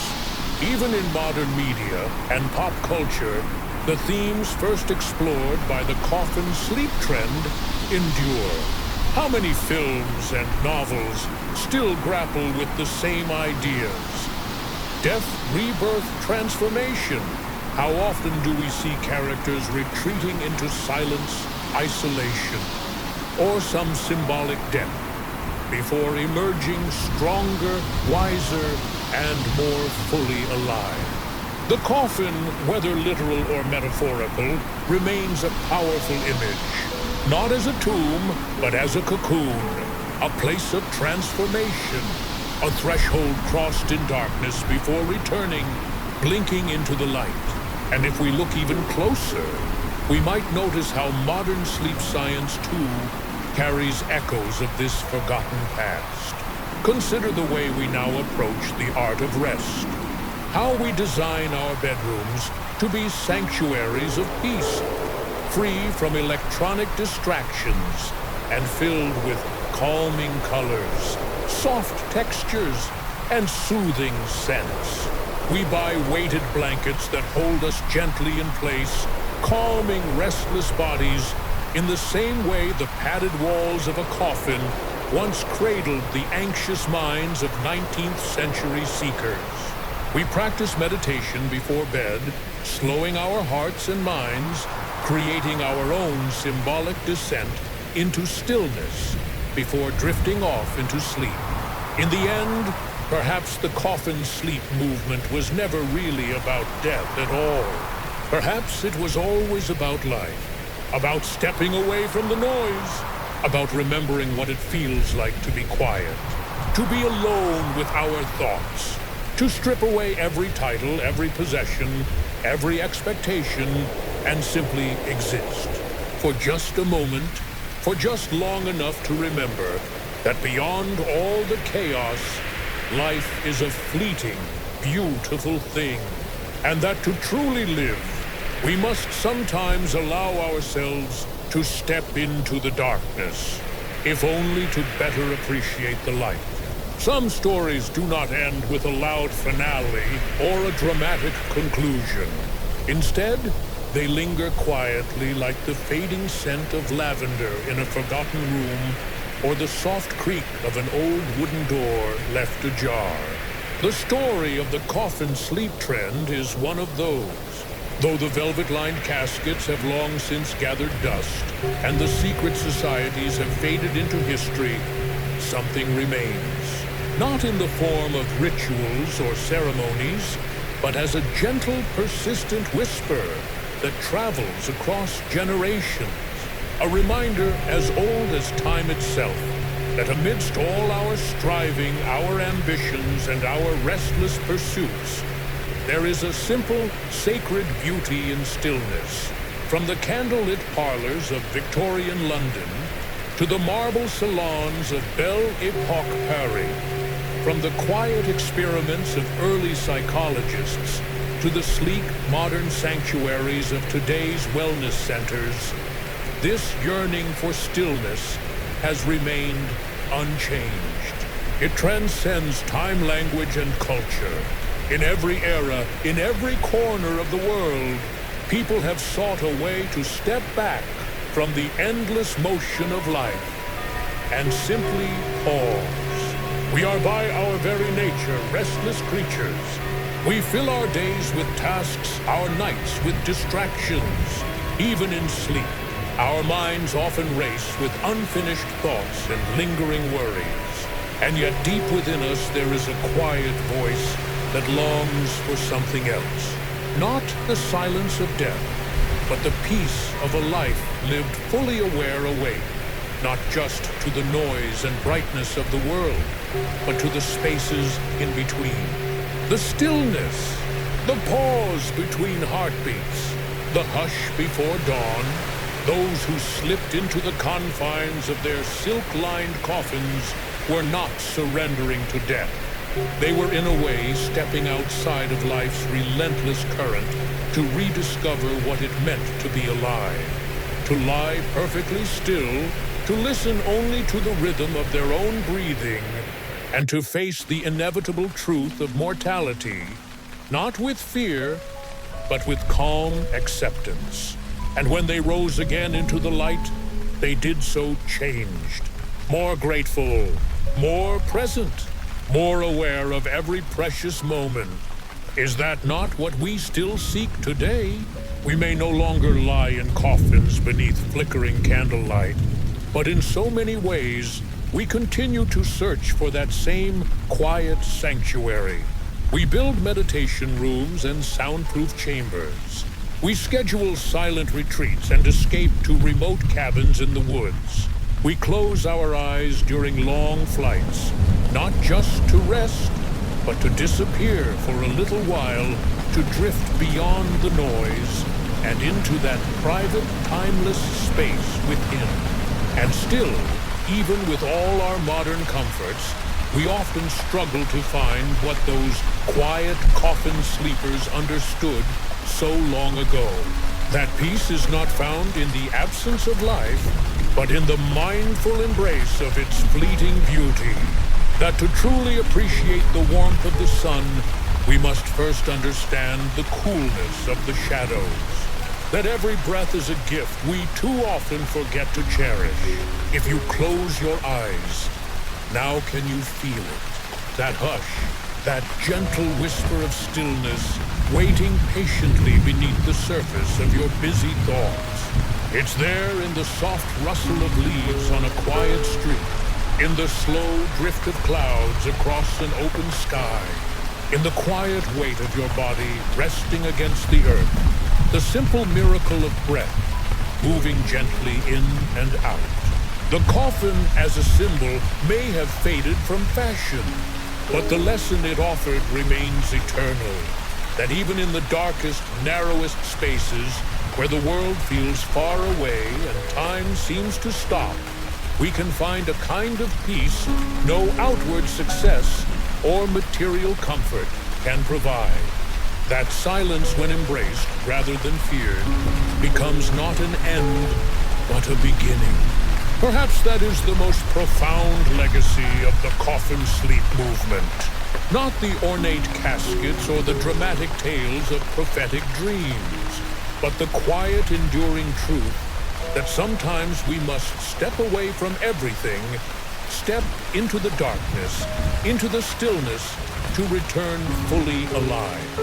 And when we do, the world in all its familiar beauty greets us anew. The colors are brighter, the air is sweeter, and life, for all its fragility, feels like the most extraordinary gift.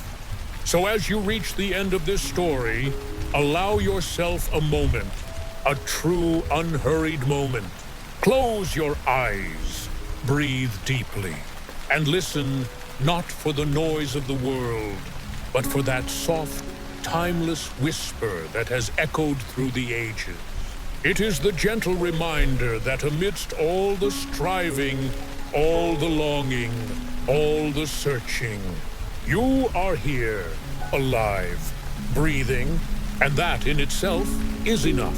Thank you for walking this quiet journey through history, and may you always remember No matter how loud the world becomes, there is still and always will be a place for stillness, a gentle pause, a moment to simply be.